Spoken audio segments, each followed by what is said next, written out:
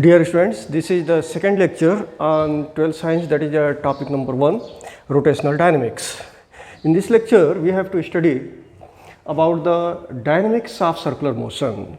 तो इसमें दो चीज़ों की हम स्टडी करेंगे. डायनेमिक्स ऑफ सर्कुलर मोशन में दो चीज़ों की स्टडी करेंगे. First is the centripetal force. What is the centripetal force? You know that in a circular motion, this is a circular motion of a particle. This is called circular motion because the particle is performing a motion along the circumference of a circle. Therefore, this is called circular motion. This is the center of the circular path, and this particle is performing a circular motion in this direction. And this is the radius of the circular path. And radius vector, if this is a point O, and A is the position of the particle, then OA is the radius vector, and it is represented by vector R. Now let us here we discuss about the centripetal force. Centripetal force क्या होता है? जब कोई particle circular motion perform करता है तो उस particle के ऊपर एक फोर्स काम करता है. उस पार्टिकल पर उस फोर्स की वजह से एक एक्सेलरेशन काम करता है. जो एक्सेलरेशन उस सर्कुलर पाथ के सेंटर की तरफ होता है और उसी एक्सेलरेशन को हम कहते हैं सेंट्रीपिटल एक्सेलरेशन. तो listen again, what is the centripetal acceleration? For a particle performing a circular motion, the acceleration acting on A particle and that acceleration directed towards the center of the circular path. या हम इसको ऐसे भी कह सकते हैं कि जब कोई भी पार्टिकल सर्कुलर मोशन तभी परफॉर्म करेगा जब उसको सेंट्रीपिटल फोर्स प्रोवाइड किया जाएगा. और वह सेंट्रीपिटल फोर्स कौन प्रोवाइड करता है? कोई भी पार्टिकल सर्कुलर मोशन अगर परफॉर्म कर रहा है तो उसके लिए सेंट्रीपिटल एक्सेलरेशन की ज़रूरत होती है. और जब हम सेंट्रीपिटल एक्सेलरेशन प्रोवाइड करेंगे तो वह पार्टिकल सर्कुलर मोशन परफॉर्म करेगा. और यह centripetal acceleration centripetal force provide करता है. ओके, तो सेंट्रीपिटल एक्सेलरेशन होता है centripetal acceleration is equal to minus omega square r, where omega is the angular velocity and r is the radius vector which is directed from the center of the circular path to the position of the particle. This is the centripetal acceleration, and centripetal force is equal to, you know that force is equal to mass into acceleration. Therefore, this is minus m omega square r. यही है centripetal force, and centripetal force is a real force. Okay, now let us talk about the centrifugal force. अब इसके बाद हम बात करेंगे centrifugal force क्या होता है.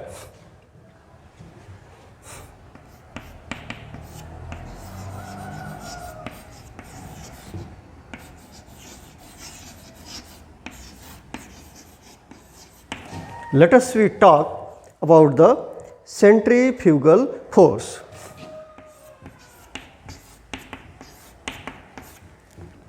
आपने ये फील किया होगा कि जब किसी व्हीकल से आप ट्रेवल कर रहे होते होंगे तो जैसे ही व्हीकल टर्न होता है किसी कर्व रोड पे, तो वहाँ पे जैसे रोड ऐसे जा रहा है आपका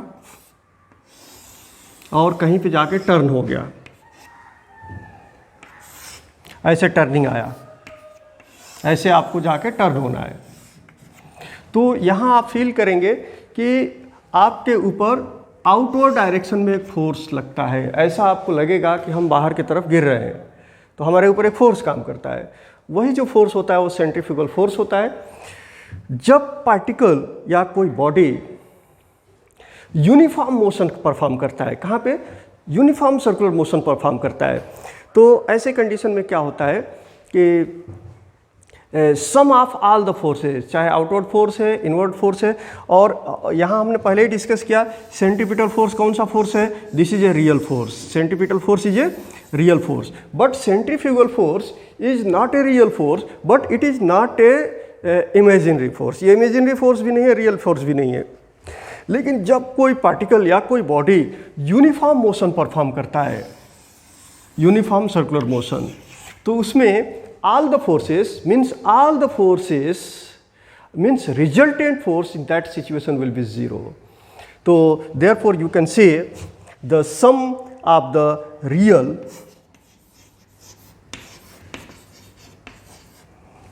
force, sum of all the real force and mr omega square is equal to 0. Means sum of all the real forces and pseudo forces is equal to 0. तो रियल फोर्स आपको मालूम है कितना है, इसमें minus M are omega square है. तो pseudo force मतलब सेंट्रीफ्यूगल फोर्स कितना हो जाएगा यहाँ पे इन केस ऑफ यूसियम, एम आर ओमेगा स्क्वायर. तो therefore centrifugal force is equal to M R omega square, where m is the mass of the particle which is performing a circular motion and r is the radius of the circular path and omega is the angular velocity. This is the magnitude, but in vector form this will be arrow here because the direction of this force will be away from the center of the circular path. Therefore here the sign is positive and this is directed towards the center of the circular path. Therefore sign is negative because the radius vector is directed away. तो यहाँ से एक clear हो गया कि जब कोई particle या कोई बॉडी यूसियम परफॉर्म कर रहा है तो उस वक्त जो सेंट्रीपिटल फोर्स होगा वो कितना होगा, minus m omega square r. M particle का मास है, ओमेगा एंगुलर वेलोसिटी है, आर रेडियस वेक्टर है. और सेंट्रीफ्यूगल फोर्स कितना होगा, सेंट्रीफ्यूगल फोर्स होगा एम आर ओमेगा स्क्वायर. यहाँ नेगेटिव साइन इसलिए नहीं लेंगे कि ये रेडियस वेक्टर के डायरेक्शन में है, लेकिन एक चीज़ क्लियर है कि दोनों ही फोर्सेस का मैग्नीट्यूड बराबर होता है. इसका मैग्नीट्यूड की अगर हम बात करेंगे तो एम आर ओमेगा स्क्वायर, इसके मैग्नीट्यूड की बात करेंगे तो एम आर ओमेगा स्क्वायर.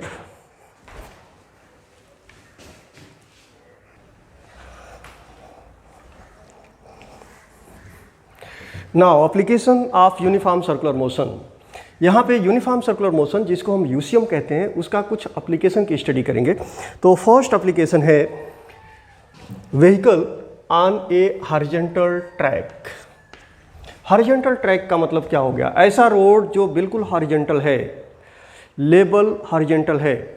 तो ऐसे रोड की हम बात कर रहे हैं. जैसे मान लीजिए यहाँ से स्ट्रेट रोड जा रहा है और यहाँ पे टर्न हो जाता है, यहाँ से टर्न हो जाता है और फिर टर्न होके सीधा निकल जाता है. तो रोड के इस हिस्से को, इस पार्ट को हम कहेंगे सर्कुलर पाथ. और यहाँ पे जो भी ऑब्जेक्ट होगा, चाहे व्हीकल है तो वह सर्कुलर मोशन परफॉर्म करेगा. लेकिन यह रोड जो है वो बिल्कुल हॉरिजॉन्टल है. हॉरिजॉन्टल जैसे आपका ये सरफेस दिखाई दे रहा है, रूम का जो फ्लोर है ये हॉरिजॉन्टल है. इस पर अगर स्पिरिट लेवल आप रखेंगे तो बिल्कुल इसको हॉरिजॉन्टल बताएगा. तो ऐसे सरफेस को हम हॉरिजॉन्टल सरफेस कहते हैं. तो यहाँ पे हम ये स्टडी करने वाले हैं यूसीएम के मदद से कि जब कोई व्हीकल हॉरिजॉन्टल सर्कुलर ट्रैक से होते हुए गुजरता है तो उसकी मैक्सिमम स्पीड कितनी हो सकती है. तो नाउ सपोज दैट, अब डायग्राम को मैं ज्योमेट्रिकल फॉर्म में ड्रा करता हूं जिससे आप समझ सकते हैं.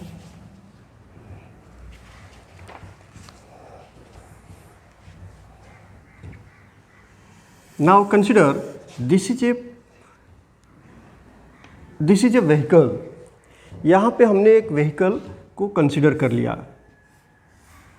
This is a vehicle, okay, this is a vehicle. अब एक्चुअल जो डायग्राम है वो इस तरह का है.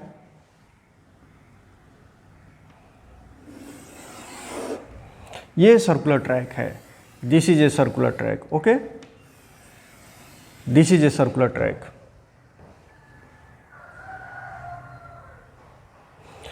और व्हीकल यहां से होते हुए गुजर रहा है इस तरह से. इस सर्कुलर ट्रैक का ये अगर आप कंप्लीट करते हैं तो ये एक सर्कल बनाता है. जिसका कहीं ना कहीं सेंटर होगा। इसी सेंटर को हमने यहाँ कंसिडर किया है C। C is the centre of the circular track. ये है C। व्हीकल यहाँ पे है, ओके। तो व्हीकल को हमने यहाँ कंसिडर कर लिया है और इस डिस्टेंस को हम क्या बोलेंगे, radius of the circular path. इसको हम क्या बोलेंगे, radius of the circular path R, okay. अब यहाँ पे डायग्राम को ध्यान देंगे आप।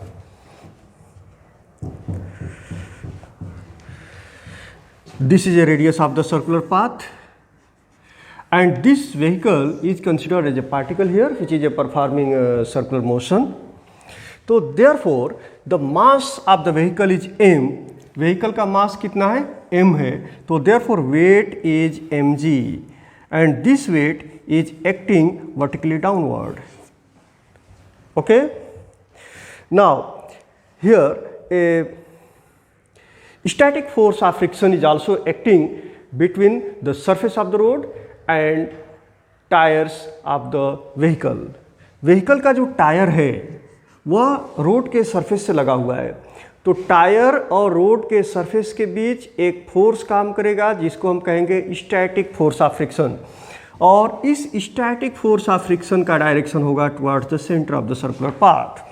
और यही static force of friction vehicle को स्लिप होने से बचाएगा, इसलिए कि वहाँ पे सर्कुलर मोशन परफॉर्म कर रहा है तो यहाँ स्लिपिंग से बचाएगा। अगर ये फोर्स ऑफ फ्रिक्शन नहीं काम कर रहा है तो व्हीकल स्लिप हो जाएगा। जैसे मान लीजिए कि एक ऐसा रोड है जहाँ पे आप ट्रेवल करते हैं, तो रोड के ऊपर मोबिल ऑयल डाल दिया गया जिससे स्टैटिक फोर्स ऑफ फ्रिक्शन जो है वो कम हो जाएगा। और जब स्टैटिक फोर्स ऑफ फ्रिक्शन कम हो जाएगा तो क्या होगा, व्हीकल वहाँ पे स्लिप हो जाएगा। और वहीं पे अगर रोड के सरफेस को बिल्कुल रफ बना दिया गया, रफ अगर बना दिए तो उस वक्त क्या होगा, static force of friction increase हो जाएगा। और स्टैटिक फोर्स ऑफ फ्रिक्शन जब इंक्रीज होगा तो वहाँ पे आप व्हीकल को ज़्यादा स्पीड से ड्राइव कर सकते हैं। तो this static force of friction Fs provides the safe motion and this due to this vehicle does not thrown off or does not slips from the track of the road, okay। now here also a force is acting, that force is the normal reaction। यहाँ पे एक normal reaction काम करेगा और normal reaction का direction क्या होगा, road के सरफेस के परपेंडिकुलर होगा। यहाँ रोड का सरफेस बिल्कुल हॉरिजॉन्टल है इसलिए नॉर्मल रिएक्शन अपवर्ड होगा और वेट डाउनवर्ड होगा and this force is called normal reaction, okay. तो यहाँ तीन फोर्सेस हमने कंसिडर कर लिया। एक तो हो गया weight vertically downward, normal reaction vertically upward और static force of friction towards the centre of the circular path. इसके साथ आपको ये भी मालूम है कि जब भी कोई पार्टिकल या कोई ऑब्जेक्ट सर्कुलर मोशन परफॉर्म करता है तो सेंट्रीपिटल फोर्स भी काम करता है। यहाँ भी सेंट्रीपिटल फोर्स काम करेगा और सेंट्रीपिटल फोर्स प्रोवाइड करेगा यही स्टैटिक फोर्स ऑफ फ्रिक्शन। मतलब स्टैटिक फोर्स ऑफ फ्रिक्शन ही सेंट्रीपिटल फोर्स देगा जिससे व्हीकल सर्कुलर मोशन परफॉर्म करेगा। तो therefore you can conclude here the normal reaction will balance the weight. Normal reaction weight को balance करेगा या वेट नॉर्मल रिएक्शन को बैलेंस करेगा, मतलब एक दूसरे को ये कैंसिल कर देंगे। तो n is equal to mg, ये एक इक्वेशन हमारे पास आ गया। और स्टैटिक फोर्स ऑफ फ्रिक्शन जो है ये प्रोवाइड करेगा सेंट्रीपिटल फोर्स। तो therefore static force of friction Fs is equal to mr omega square.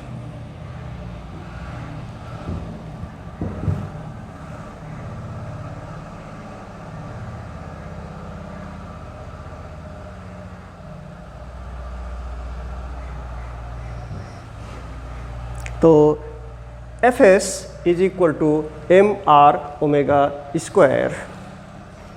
तो there are two relations.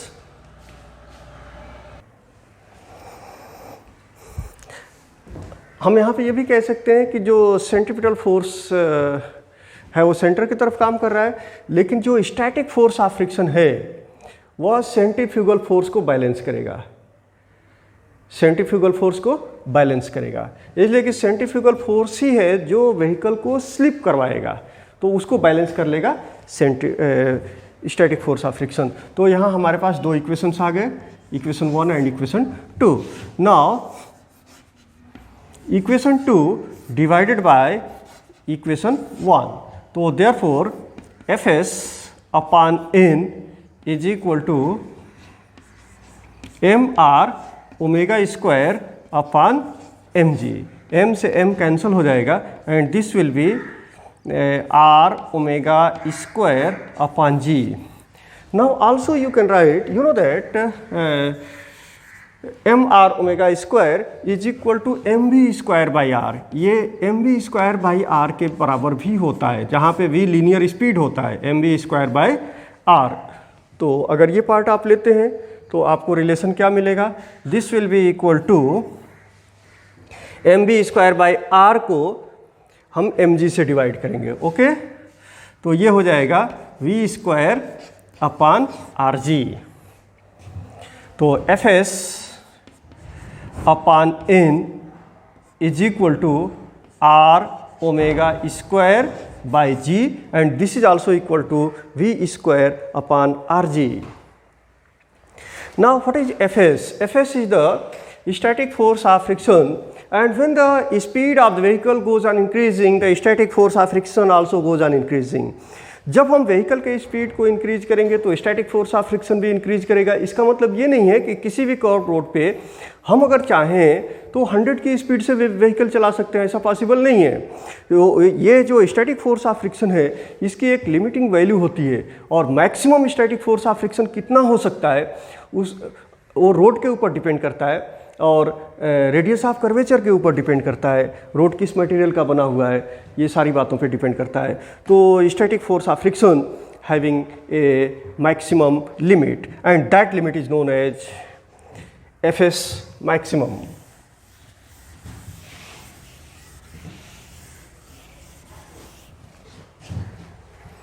Fs maximum, do you understand? मतलब static force of friction increase करता है अगर व्हीकल की स्पीड इंक्रीज की जाती है तो, जिससे हम सेफ मोशन परफॉर्म कर सकते हैं। लेकिन स्टैटिक फोर्स ऑफ फ्रिक्शन की एक मैक्सिमम वैल्यू होती है और उस वैल्यू को हम बोलेंगे Fs maximum and this is equal to mu s into n. What is mu s? Mu s is the coefficient of static friction and n is the normal reaction. So therefore you can write here Fs maximum upon n is equal to mu s, okay. So by this expression you can find what should be the maximum speed of the vehicle on that circular track which is horizontal. So therefore substituting this one and therefore you can write Fs maximum upon n is equal to V maximum upon Rg। अब V maximum क्या है? V maximum ये है कि उस horizontal circular track पर हम maximum कितनी स्पीड से मोशन परफॉर्म कर सकते हैं।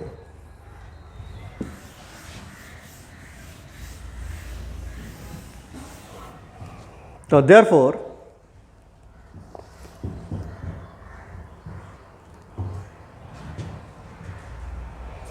using this relation, because this is square, therefore this is square,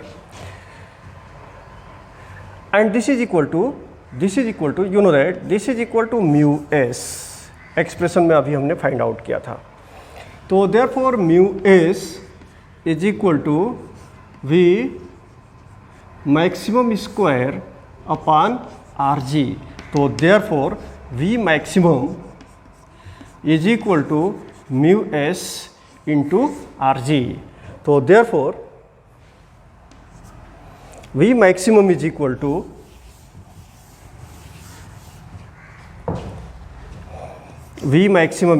to under root mu s into r जी।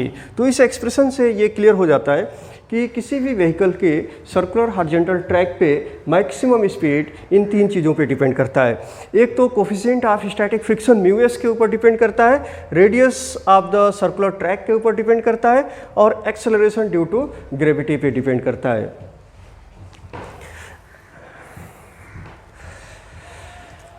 लेकिन यहाँ पे एक प्रॉब्लम ये है कि जब हम व्हीकल को हॉरिजॉन्टल सर्कुलर ट्रैक पे ड्राइव करते हैं तो ये जो कोफिशिएंट ऑफ स्टैटिक फ्रिक्शन है ये हमेशा कांस्टेंट नहीं होता है, ये इंक्रीज या डिक्रीज हो सकता है। जैसे मान लीजिए कि रोड के ऊपर पानी पड़ा हुआ है तो वैसे कंडीशन में ये coefficient of static friction decrease हो जाएगा। उस वक्त हम उतनी फास्ट स्पीड से व्हीकल को ड्राइव नहीं कर सकते हैं जैसा बाकी सीजन में करते हैं। तो ये हमारे कंट्रोल में नहीं है, ये अप एंड डाउन कम या ज़्यादा हो सकता है।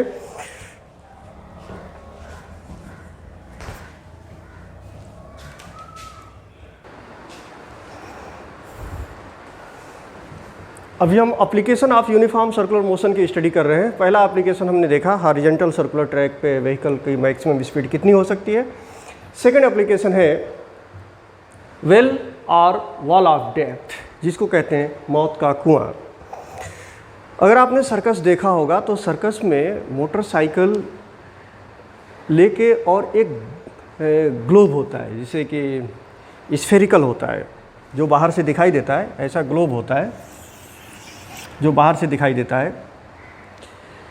इसमें मोटरसाइकिलिस्ट यहाँ से अपना बाइक लेता है और ये एग्जैक्टली ऐसे गोल होता है, तो ऐसे वो सरफेस के ऊपर बिल्कुल हॉरिजॉन्टल ऐसे अपना बाइक दौड़ाने लगता है ऐसे। या फिर एक कुआं है, वेल है, वेल, और उसमें कोई बाइक लेके जाता है स्टंट करने वाला और वो हॉरिजॉन्टल सर्कल में उस वेल के अंदर अपनी बाइक को दौड़ाने लगता है बिल्कुल हॉरिजॉन्टल। तो यह स्टंट इसके अंदर फिजिक्स क्या है, what is inside the physics, let us here we study the physics inside this stunt. Now any bike or any vehicle which is performing a circular motion exactly in horizontal in that well during the stunt. Now consider here the vehicle. तो vehicle का मास कितना होगा, जिसे bike अगर है तो उसका मास कितना है, m है। तो weight is acting vertically downward, तो दिस इज द वेट। इस व्हीकल को नीचे स्लिप होने से कौन सा फोर्स बचाएगा, वह फोर्स है स्टैटिक फोर्स ऑफ फ्रिक्शन, और स्टैटिक फोर्स ऑफ फ्रिक्शन का डायरेक्शन एग्जैक्टली अपवर्ड होगा। तो दो फोर्सेस समझ में आया, एक फोर्स हो गया weight of the vehicle acting vertically downward and static force of friction which prevents the vehicle to slip in the horizontal direction. Vehicle को हॉरिजॉन्टल व्हीकल को डाउनवर्ड स्लिप होने से जो फोर्स बचाएगा वह है static force of friction, that is Fs। और एक फोर्स और काम करेगा, वह फोर्स है नॉर्मल रिएक्शन। देखिए बाइक यहाँ पे इस तरह से है, ऐसे दौड़ रही है बाइक, तो यहाँ की हम बात कर रहे हैं, तो यहाँ इसके लिए ये रोड का काम करेगा, this will B act like a road, और ये आपका बाइक है, तो इस पे नॉर्मल रिएक्शन जो होगा वह towards the centre of the circular path होगा, टुवार्ड्स द सी। ये हो गया नॉर्मल रिएक्शन। अब ये तीन फोर्सेस पर ही सारी चीज़ें डिपेंड करेंगी।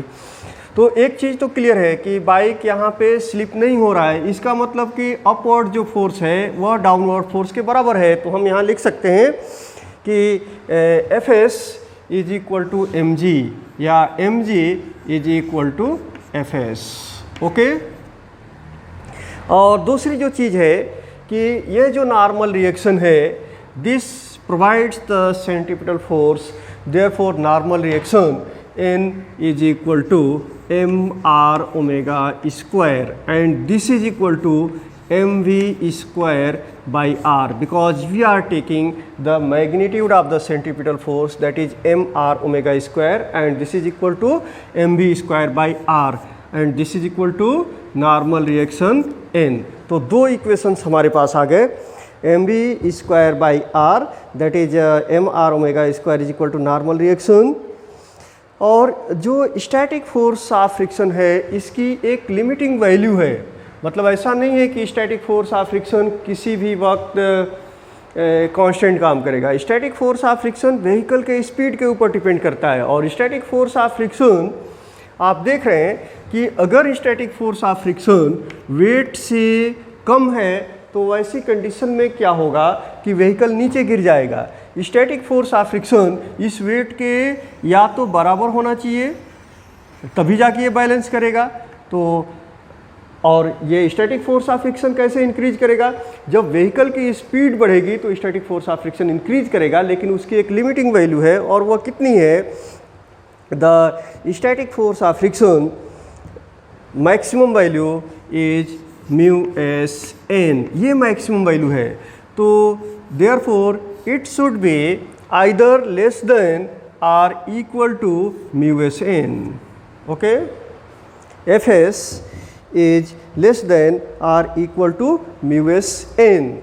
तो एफ एस की वैल्यू यहाँ से हम ले लेंगे और एफ एस हो जाएगा m g, and this is less than or equal to mu s n. N की वैल्यू कितनी है, यहाँ हम म्यू एस ले लेंगे और एन की वैल्यू है m v square by r. Okay, m से एम कैंसल हो जाएगा, and therefore you can write g, cross multiplication कर देंगे तो ये हो जाएगा r g is less than or equal to mu s into v square. Okay, तो देयरफॉर वी स्क्वायर, अब म्यू एस को आप लेफ्ट में ले लीजिए, तो therefore r g upon mu s is less than or equal to we square. Okay, it means v square is greater than or equal to rg upon mu s. तो therefore v is greater than or equal to under root rg upon mu s। ये relation मिल गया। इसका मतलब क्या हुआ कि जो minimum speed होनी चाहिए, इसलिए कि हम अगर स्टैटिक फोर्स ऑफ फ्रिक्शन से अगर इसको बैलेंस करना चाहते हैं तो हमारी स्पीड कुछ ना कुछ अच्छी स्पीड होनी चाहिए। अगर लोअर स्पीड है तो जाहिर सी बात है कि अपवर्ड फोर्स कम हो जाएगा, डाउनवर्ड फोर्स ज़्यादा हो जाएगा, तो उस वक्त व्हीकल तो नीचे ही गिरेगा।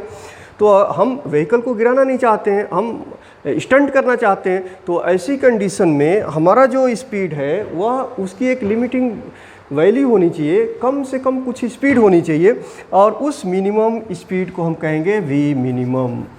तो हमारा मिनिमम स्पीड कितना होना चाहिए, minimum speed under root r g upon mu s के बराबर होना चाहिए या उससे ज़्यादा होना चाहिए। Minimum speed of vehicle should be either equal to or greater than under root r g by mu s. Okay, इससे या तो ज़्यादा होना चाहिए या इसके बराबर होना चाहिए। अगर इससे कम है तो उस वक्त क्या होगा, जो व्हीकल है वो स्लिप होके नीचे गिर जाएगा।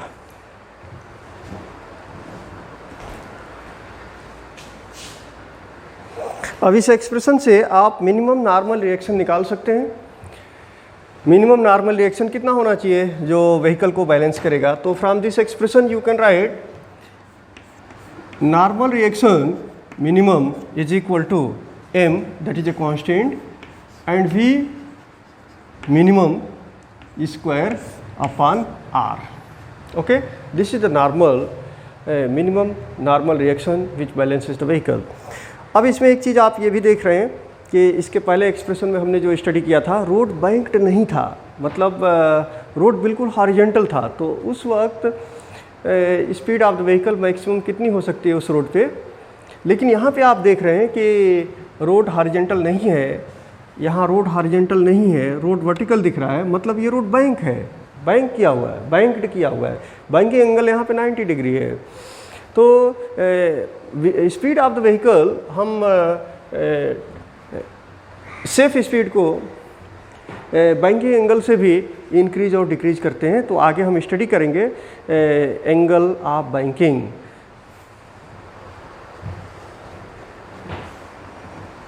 या banking of the road.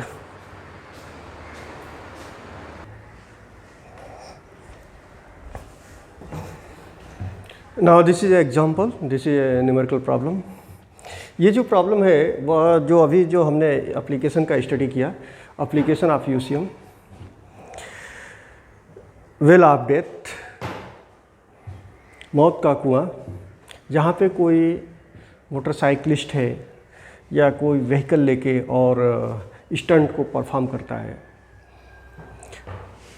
Now the question is, a motorcyclist to be treated as a point mass is to undertake horizontal circles inside the cylindrical wall of a well of inner radius 4 meter.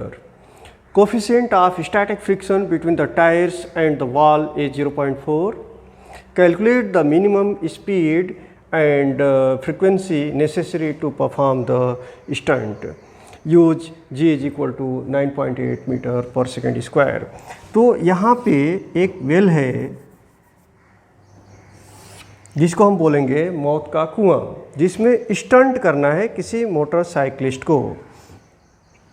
तो यहाँ जो well है उसमें ऐसे एक horizontal surface होगा, उसी पे उसको मोटरसाइकिल अपनी दौड़ानी है, तो स्टंट जाके उसका पूरा होगा। तो ऐसे इसको गोल गोल अपने बाइक को घुमाना है। तो यहाँ पे हम उसके बाइक को मास से कंसीडर कर ले रहे हैं, पॉइंट मास है, m है, और उसको इस सरफेस में घुमाना है। ओके, तो बाइक मोटरसाइकिल नीचे ना गिरे इससे स्लिप होके, इसके लिए क्या ज़रूरी है, यहाँ जो स्टैटिक फोर्स ऑफ फ्रिक्शन जो अपवर्ड डायरेक्शन में काम करेगा उसकी एक लिमिटिंग वैल्यू होनी चाहिए, और वो उसके लिए जो स्पीड ऑफ द व्हीकल है हॉरिजॉन्टल सर्कल में उसकी एक मिनिमम वैल्यू होनी चाहिए, जिसके लिए हमने एक्सप्रेशन डिराइव कर लिया है। और हमने एक्सप्रेशन क्या डिराइव किया था कि v minimum is equal to कितना, √RG अपॉन म्यू एस, √RG अपॉन म्यू एस। R क्या है, radius of the circular path है, ये रेडियस, और g क्या है, acceleration due to gravity already दिया हुआ है, और म्यू एस क्या है, कोफिशिएंट ऑफ स्टैटिक फ्रिक्शन जो कि दिया हुआ है, दैट इज़ 0.4। तो गिवन क्वांटिटीज़ को हम यहाँ सब्स्टिट्यूट करेंगे। यहाँ पे दो ही चीज़ें दी गई, एक coefficient of static friction mu S दे दिया गया है, और ये रेडियस दिया गया है जो कि 4 मीटर है, और एक्सेलरेशन ड्यू टू ग्रेविटी भी दिया हुआ है जो कि 10 मीटर पर सेकेंड स्क्वायर है। तो इसको हम सॉल्व कर सकते हैं इस सम को।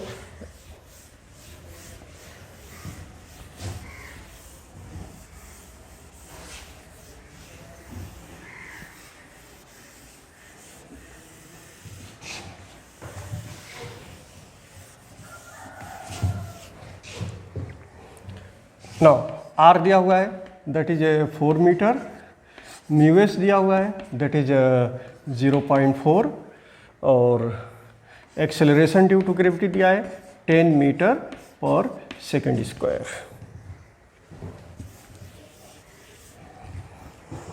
हमारे पास सूटेबल फार्मूला है, v minimum is equal to √RG अपॉन म्यू एस। यहाँ पे वैल्यूज़ को सब्स्टिट्यूट करेंगे तो R ऑलरेडी SI यूनिट में दिया हुआ है, तो यहाँ हम लिखेंगे 4, और G ये भी SI यूनिट में दिया गया है, दैट इज 10, और म्यू एस यूनिटलेस है, दैट इज 0.4।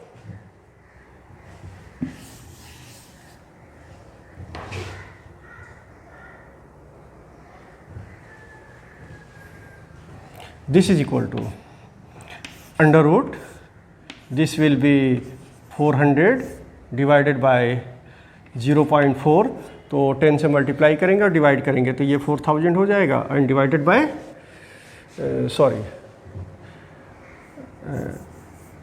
400 हो जाएगा। 400 4 इंटू 10 40 डिवाइडेड बाय 0.4, तो 10 से मल्टीप्लाई करेंगे 400 और ये हो जाएगा 4, तो this will be √100। Square root निकालेंगे तो 10 आएगा और यूनिट स्पीड का क्या होता है मीटर पर सेकेंड। तो मिनिमम स्पीड कितनी होनी चाहिए 10 मीटर पर सेकेंड, तभी ये स्टंट परफॉर्म किया जा सकता है। दूसरा इसमें क्वेश्चन दिया गया है कि नंबर ऑफ रिवॉल्यूशंस,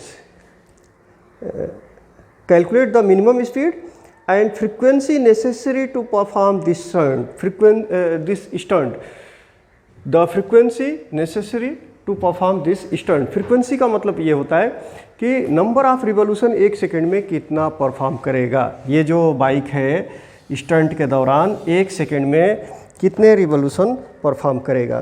तो now let us we use the expression V minimum, V is equal to you know that R omega and omega is equal to 2 pi n,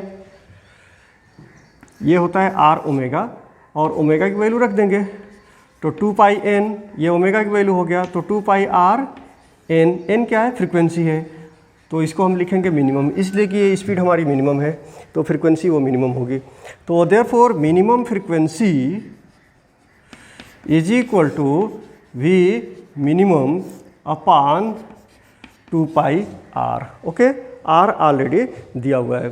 तो मिनिमम फ्रीक्वेंसी मिनिमम स्पीड हमने calculate किया है that is 10, तो this will be 10 upon 2 into pi की वैल्यू substitute कर देंगे। Okay, पाई की वैल्यू सब्सटीट्यूट करेंगे और R कितना है 4 है, तो therefore this will be approximately equal to, जब इसको हम सिंप्लीफाई करेंगे तो ये नियर अबाउट होगा 0.4 revolution per second, 0.4 revolution per second. Okay, तो minimum frequency is equal to 0.4 revolution per second.